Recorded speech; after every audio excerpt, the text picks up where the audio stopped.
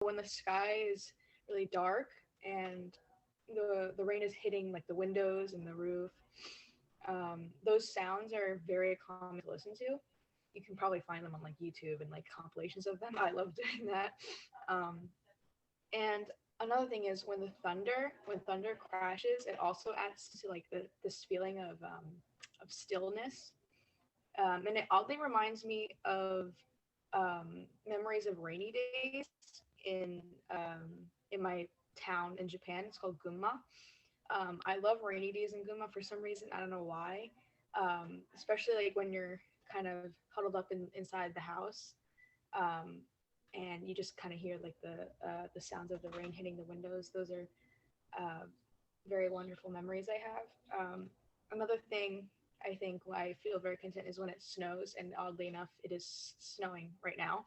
Um, Oh, I think the reason why I like when it snows is I when I was younger, I watched the Edward Scissorhands movie, and it kind of inspired me to think whenever it snows to think of or remind myself that Edward is somewhere out there, and so every time it snows, I always think, oh, well, he's here, and it's a very special movie of mine that I love watching. I've probably watched it so many times I've lost count. So I think those two, when it rains and when it snows, those are the most like prominent things that come to mind when I feel very content. That's beautiful, Nina. Thank you for sharing. And all of us in the class are very well aware of Nina's undying love for Johnny Depp. So this is on brand and makes sense. Dana, I noticed that your hand was up. Why don't you share when you feel most sublime in nature? I said I feel most sublime when I'm grocery shopping, like by myself. I feel like the feeling of independence just like is calming to me. And also when I'm cleaning, I feel like I'm like in control and I can like kind of just do whatever I want to do and listen to music. It's calming. That's so interesting, Dana. I love that you brought in an example that doesn't necessarily focus on nature, but it focuses on you being out in the world independently. And I think you'll see that reflected in the film today. Any other brave individuals wanting to share when they feel most sublime in nature? looks like Scarlett has her hand raised. Go ahead, Scarlett. We'll end with that and then I'll introduce the short. Go ahead, Scarlett. When do you feel most sublime?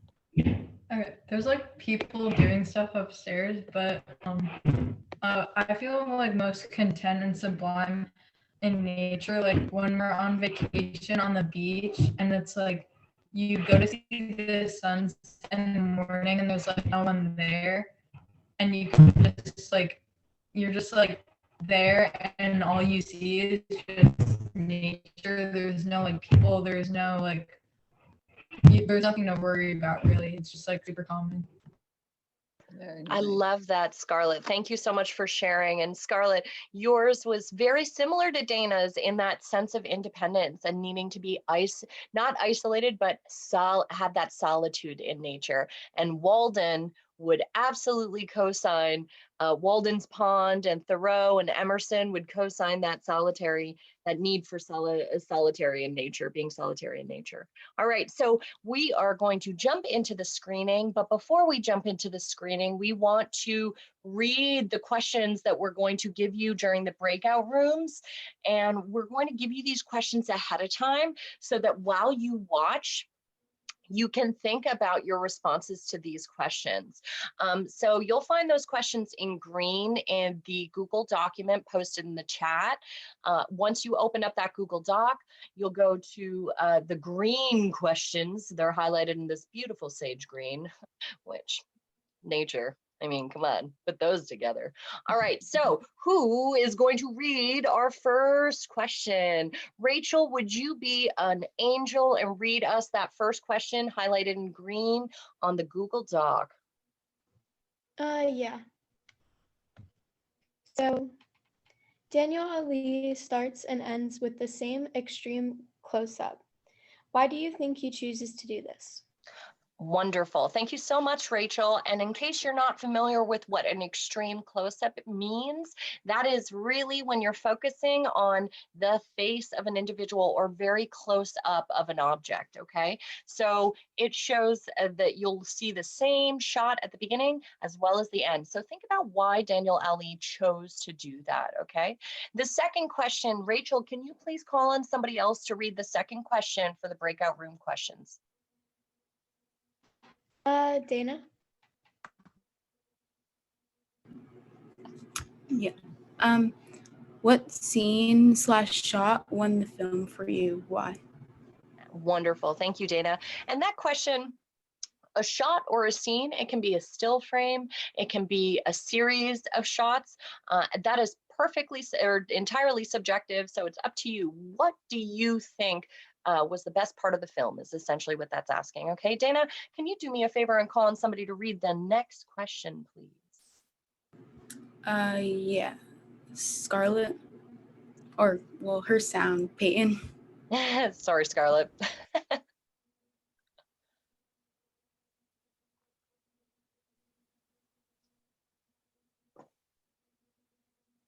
You there, Peyton?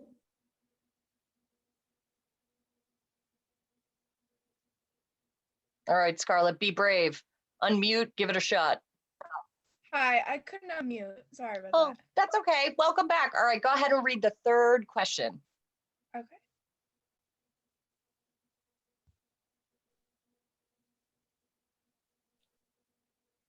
Oh, did we lose Peyton? Oh, I think we she's- lost Peyton. Oh, bye, Peyton. All right, Scarlett, you're back on. Show business, right? Mhm. What did this film teach you that you didn't know before? Wonderful. Well done. Thank you, Scarlett. Scarlett, can you call on another person? It's possible that we're going to do some double ups here, double dipping, and that's okay. Go ahead and call on somebody to read the next question. Nina. I would need your play. Wonderful. How is nature your playground? How is nature your playground? And the final isn't a question really, but it's inviting you all to brainstorm and create your own questions. While you watch this film, if you have questions that pop up, absolutely write those down and bring those into the conversation after the screening, okay? And without further ado, let's jump into watching A Million Waves, directed by Daniel Ali. And while you watch, you can absolutely take notes if you feel driven to do so. You can just sit back and let it wash all over you if that's how you prefer to watch, or you can just jot down a thing here or there if that's what works best for you, okay? All right, here we go. And if everyone would please mute.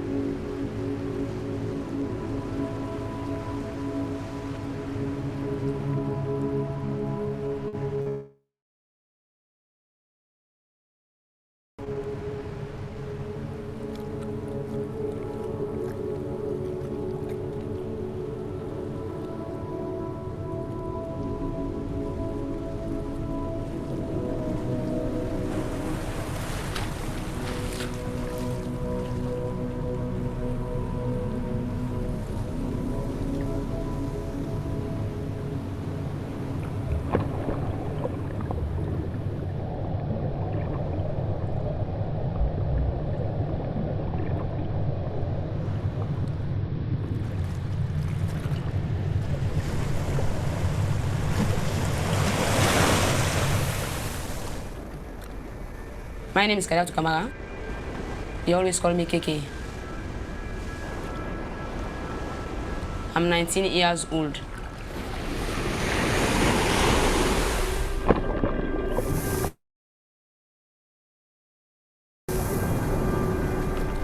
I am the only female surfer in Sierra Leone.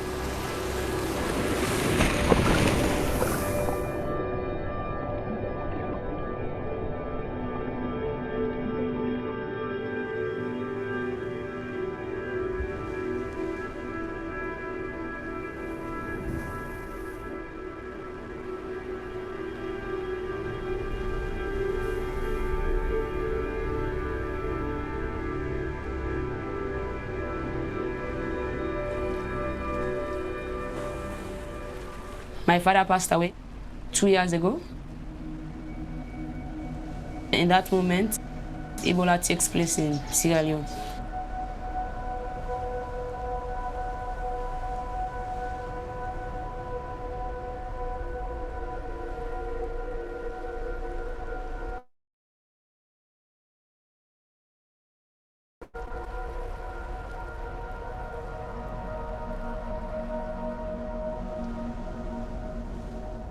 That's why I joined the surf club. So when I have that kind of stress, I have to surf. All the stress goes away.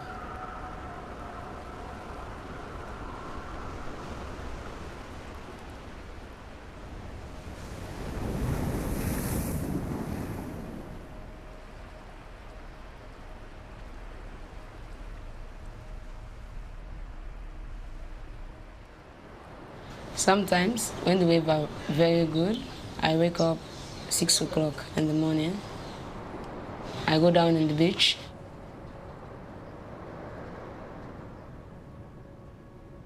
If you want to do something, you have to prepare yourself.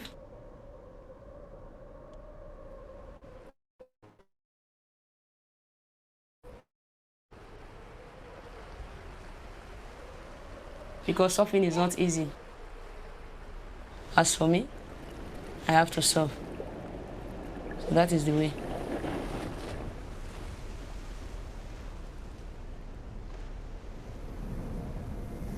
During Ebola time, surfing changed my lifestyle.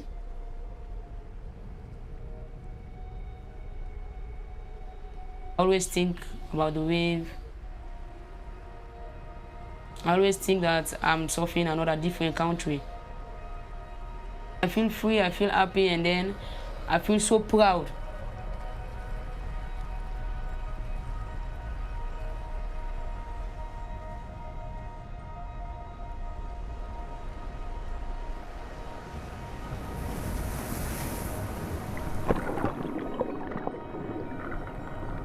Watching the wave, focus in the wave, how the wave is going to grow.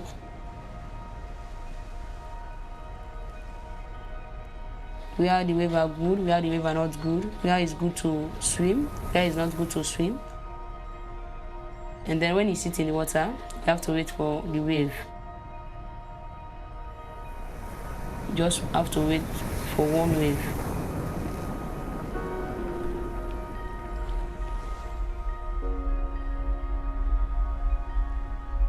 I miss plenty wave,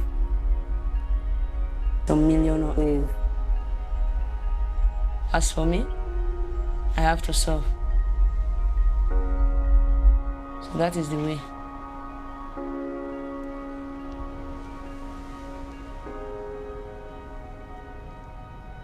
I feel so different in the wave. Like I'm the real KK.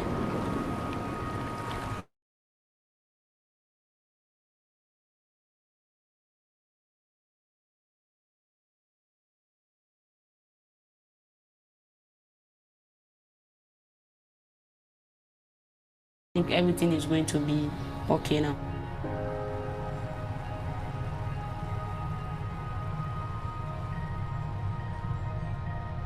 That is my dream.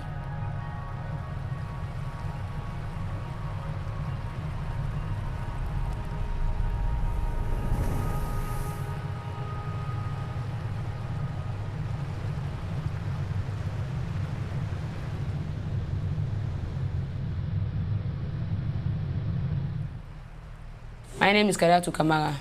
They always call me Katy. I am 19 years old. I will be a professional surfer in Sierra Leone.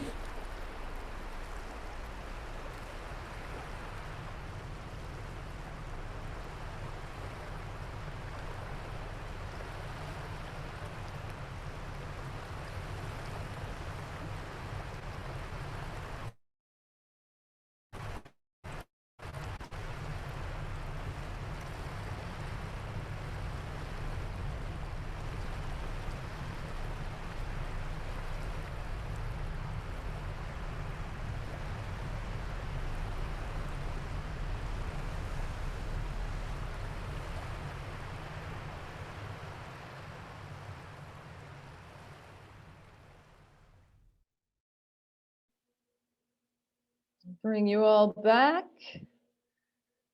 Go ahead, everyone unmute. And I think Kate and Mariela, we don't need to go to the breakout rooms, would you say? Yeah, I think we could keep it as a whole group discussion. I think that would be fine. Yeah. I think so too. I think so too. And I'd like to ask one of the students if there is a question that you would like to start with, or certainly the impression that's in your mind right now. If you have an image of the film in your mind or a sensation, I'd like to share that. Scarlett. I guess the first thing that I thought of, which goes along with one of the questions, is like, what scene won the film for you and why? For me, it was the one where it's like an overhead shot and she's going into the ocean. And you can like see how small one person is, like I guess in like perspective of the whole world or whatever. Like you don't think about how like small you are compared to what's out there, and like she's showing like through the whole film like how like surfing's like an escape.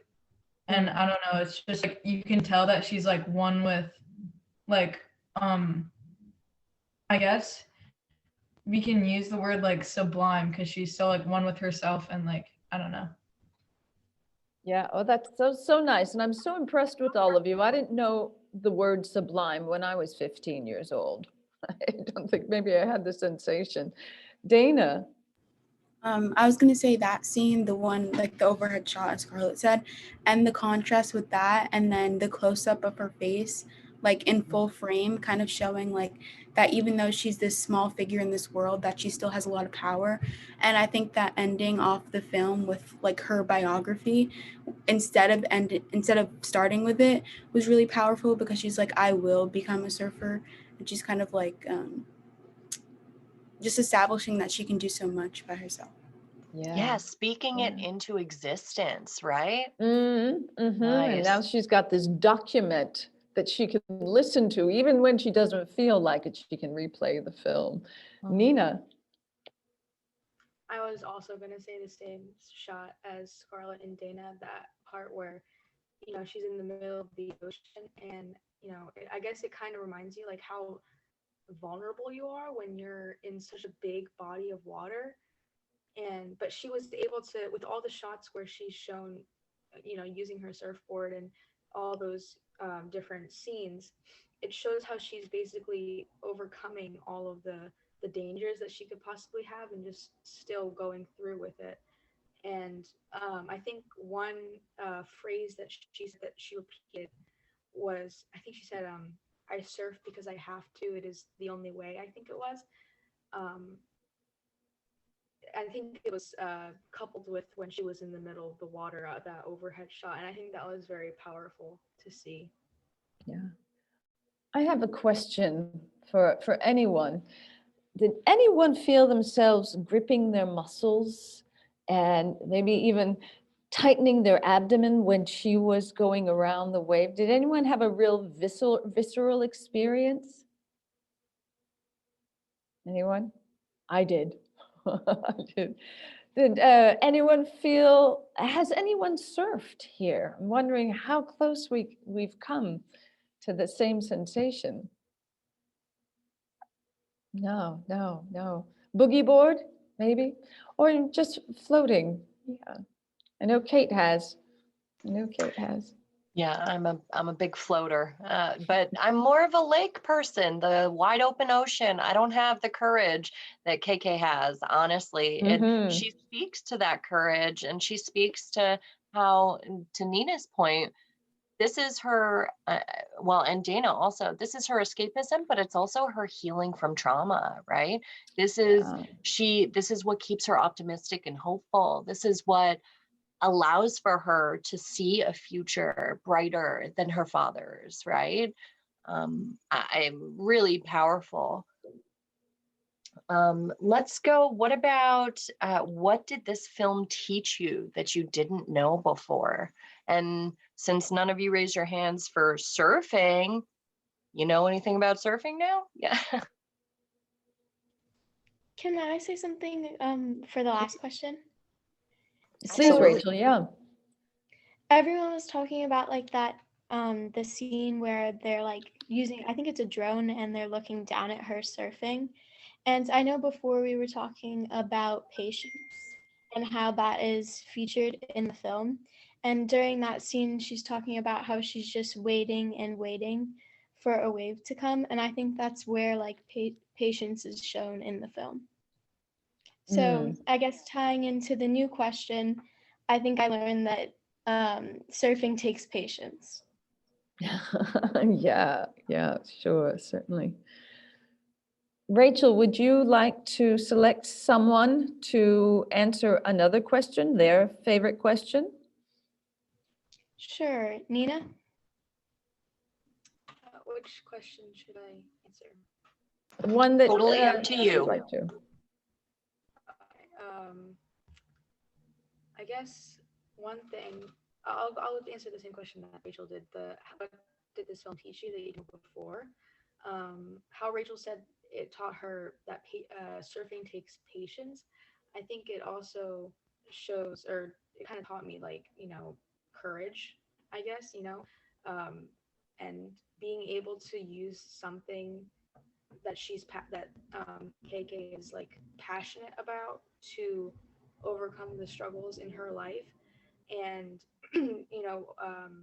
be, I guess, become a better, not better, but use surfing as a tool to. Uh-oh, we lost Nina. Oh, no.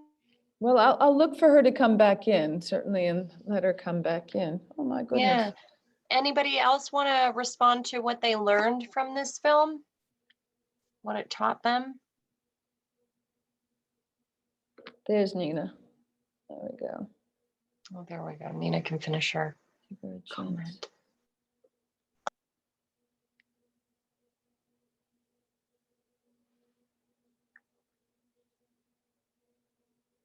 Nina, can you hear us? Yeah, sorry. My Wi-Fi has been cutting in and out today. It's been kind of It's stressful. snowing. Sorry. That's what's going on. Yeah. Leave the going video on. off.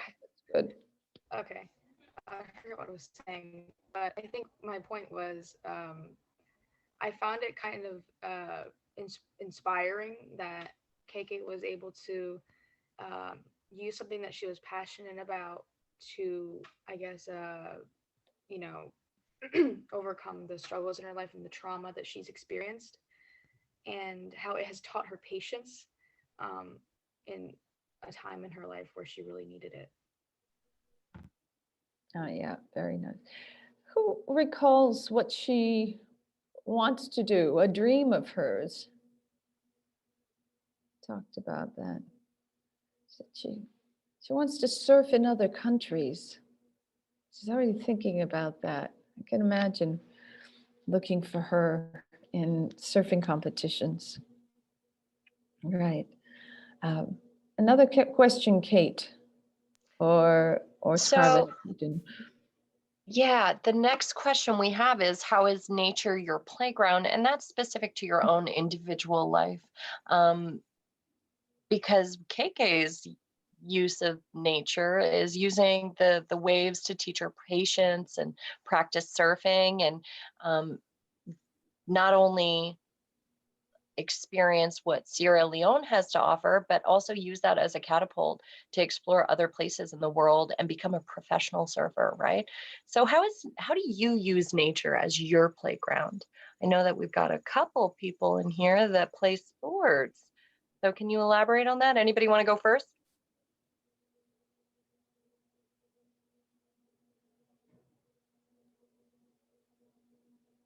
I'll model for you. I Okay, use model. nature as my playground every single day. Nature is where I feel like I can decompress. I garden in nature, and that might not sound like it's very active, but my gosh, really affects the old back. Yeah. But I use nature as not only my playground, but my pantry. I grow food outside. I use it as a place for reprieve, for relaxation. I love snowboarding and dirt biking, and I like to walk through the woods. And I use nature as my playground in a variety of ways. That's kind of what I mean. Does that clarify it for you, ladies? Yeah, all right. Who's going to share? Yes, Scarlett, you brave soul. Go ahead. Especially in the summer, I use nature as my playground like all the time. I love just like tanning for like hours and just laying there on like a million degrees. And also just like it's so much better hanging out with friends when it's warm outside and when it's nice. So yeah, I guess that's how I use it. When I have to ask you, when you're tanning and just still for hours, what's happening in your mind?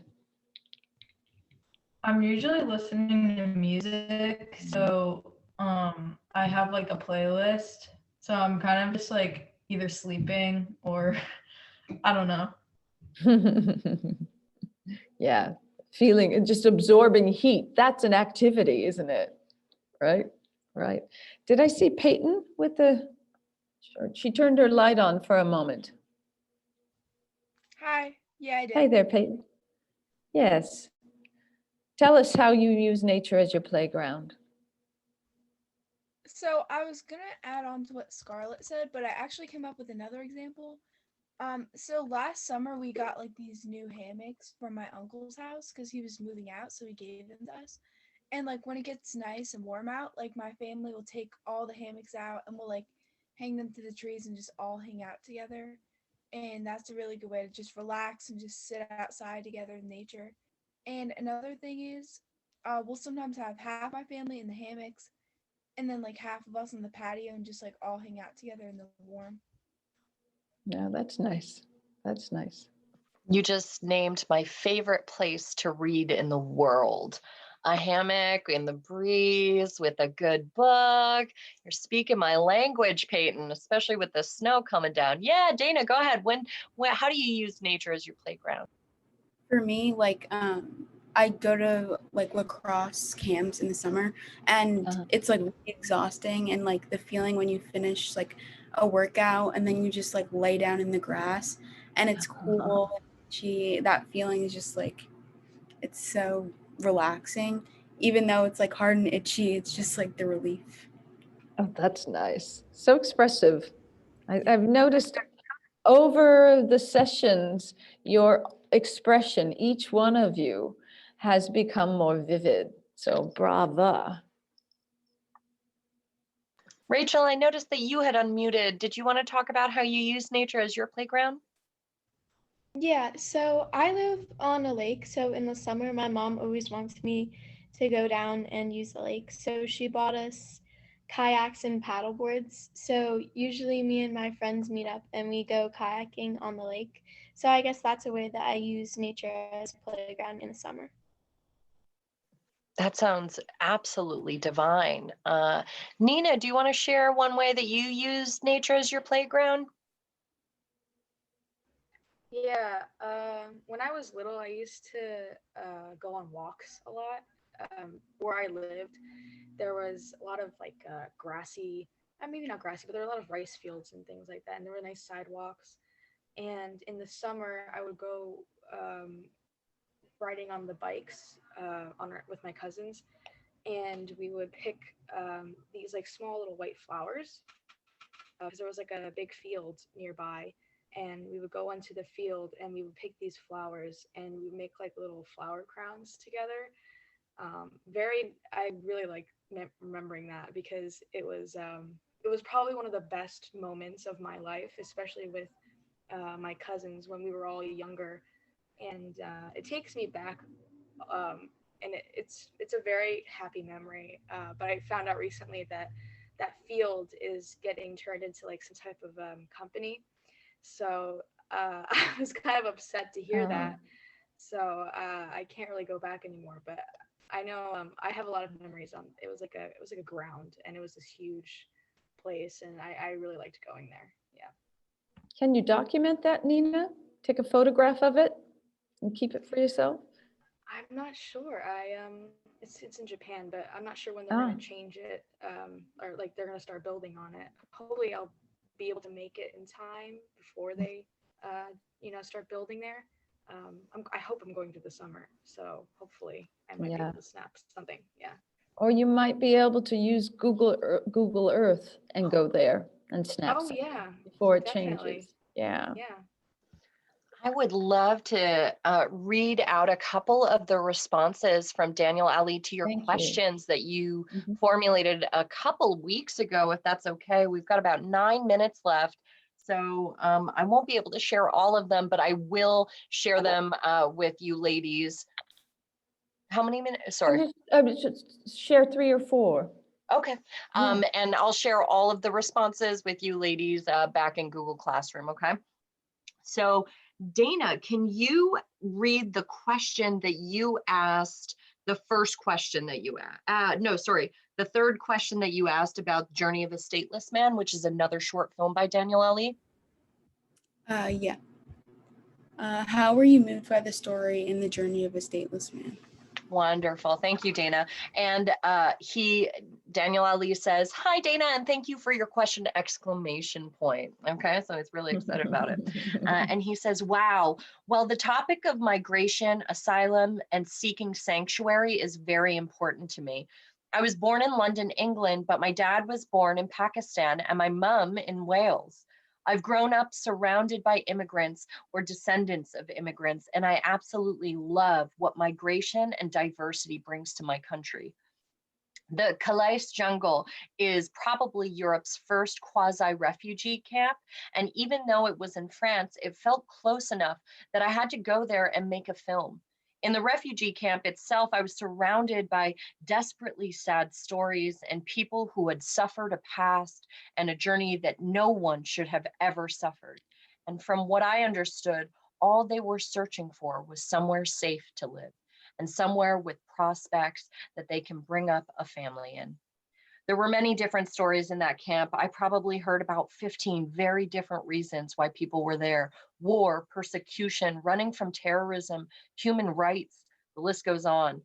But I eventually bumped into my subject, and his story was about being made stateless. Basically, in the 90s, a government took control of his country. They didn't like his and his family's historical and religious roots and didn't want him being a part of that country. So they denied him basic rights like a passport, citizen documents, the right to marry, and so on, resulting in him being stateless and traveling the world to find somewhere he would be welcome. To be transparent, his story wasn't the first I wanted to tell, and many people refused to be in my film because they were frightened about any repercussions. But when I came across my subject, I felt his story was everything to him, and he had the right to have his story told just as much as anybody else. He was making this terrifying journey on his own, desperately trying to find somewhere safe, so he could bring his wife and children over so they wouldn't have to risk their lives on the journey he made. I left my details with him, but I have never heard from him since. I know my people in the camp were trying to make it to the UK, and many died on the journey. I think about him often and wonder where he and his family are now." Wow. Yeah, Dana, do you want to respond to his response? Yeah, I felt that was really moving, and I didn't even know the background of that. But knowing that now, it just brings across the point of the journey of the stateless man even more, and like kind of his connection with the, like his background and things like that, and how he explained that even though the country was really far away, it still felt close to him. And yeah, and I also felt like honored that he wrote that much for my question. He did. Right. He wrote so much for each of your questions, and he actually got to the end and ran out of time and had to go to the shoot. So he apologized for not being able to answer each individual question with as much breadth as he did some of the earlier ones. But he put a lot of time into these responses, and I can't wait to share them all with you. Nina, let's go to your second question. Can you read that out for everybody? Yeah, let me you said my second question? Yes, please. Okay, I said, I noticed that the color palette for the Journey of the Stateless Man was lots of gray, white, and black. Was that done on purpose? Great question. And I really love that you identified that detail about the pattern of coloring. And he said, again, he thanked all of you for your questions and was very touched by your interest and you watching all this film. And he said about the color palette, I think the color palette helps the tone of the film, but it wasn't entirely intentional. I traveled to Calais at the end of winter, and the area itself was very bleak. Plus, it was a sandy, dusty area. That, with a constantly windy, overcast sky, resulted in a muted color palette, which only helped to tell my subject's story. Sometimes you just have to roll with what's thrown at you. And honestly, most of the time, these unexpected occurrences often help the final outcome of the film. Really interesting. Nina, you want to respond to that response? Yeah, I thought that it was, done like on purpose or that it was intentional because of Mhm. the specific shots that he took. But to find out that it wasn't very intentional is, I guess, kind of gives more meaning to it and the reality of what it was really like, filming that experience. Yeah, really, really, I love that response, Nina. And the reason I love that response is you're recognizing that it's not a choice, it's not an artistic choice, it's a reality, right? And the reality is that the life that this man lived was in a muted area with not a lot of resources and not a lot of access to help. Really wonderful question and wonderful response, Nina. Yeah. We have time for maybe one more. Is that okay? I'm wondering, it's 8:57, and I wanted to do a little bit of an I wish. Okay, yeah, we can definitely do that, and then we'll direct everybody to do the Instagram post. Do you want to do the wonder I wish? Sure, and I want to open it up to Janice. Janice, maybe you have a question for us, or we can ask, we can take more time afterwards as well, if you have some time after the girls leave to stay on. Yeah. Okay, that's great, that's great. So, ladies, I'd like to do something called I Wish, I Wonder. And just tell us what you liked about today's session, what you wish might have happened, and what you wonder might have, if you have an idea for making things different or to support your wish, if you would tell us. And that goes for our next sessions as well. Are you talking about the film or like the experience? The whole experience, but you could also direct it to the film too. If you have a way that you would have liked to have seen the film end or start, some comment about that, sure. Okay, I'll go. Yeah. I liked the setup of today. I liked how you did the questions beforehand, so we had time to think about them during the film. I That's wish helpful. we had the other students join, but once again, that's not controllable. And I don't know if I have an I wonder. Thank you, Rachel. That was great. Anyone else? Mariela, Kate? you're included. I really liked how all of you were brave and courageous in sharing your responses. I really loved your responses today. And I think that goes back with the feedback Rachel just gave us. That time, that processing time really allows you each to shine in your responses. And I think that your responses were empathetic, compassionate, they were articulate. And I think this was a really, really productive discussion. And I think your knowledge of films has grown so much even over the last 2-3 months. So that's what I really like. And I don't have any I wonders.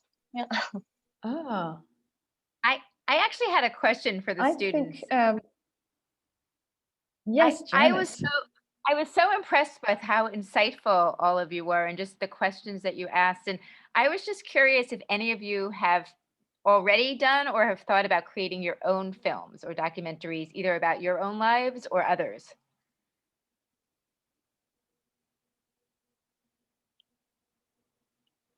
No one has a Sorry, response?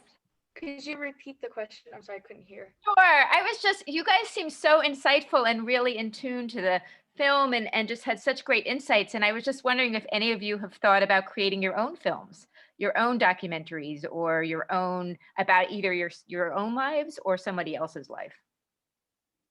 Go ahead, Dana.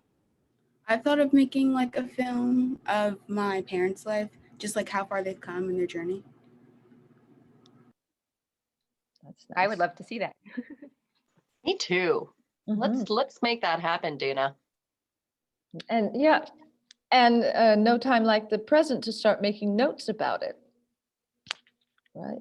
And we have some friends from Poland who have come in. Welcome, Patricia and Radoslava. Wow. Well, we actually had started an hour ago, but stay on with us and say hello to Dana, Rachel, Nina, Scarlett, Peyton, Janice, Kate, and Mariela and I again. So welcome. I'm wondering, we've just watched a film about surfing in Sierra Leone. And I'm wondering if either one of you has ever surfed, or that's one question. Or you could also answer, when is a time where you felt sublime in nature? There's either two questions. So actually, I have never surfed, but it's like a dream of mine. I would like to try it very much. And yeah, in terms of nature, actually, there is a lot of nature around me. So especially now where we have to sit all day in front of the computers, I often go for a walk to the forest and surround myself with nature and embrace it, kind of. And what's it look like now out there, Patricia? Sorry? What is it like out in nature right now? Yes. So actually there has been a lot of snow, but now it's melting, and like we can feel that the spring is coming. Kind of. That's great. That's great. Hello, Radoslava. Would you like to answer that question too about surfing or a time that you felt sublime in nature? Actually, I haven't surfed ever, but I think it would be nice to try someday.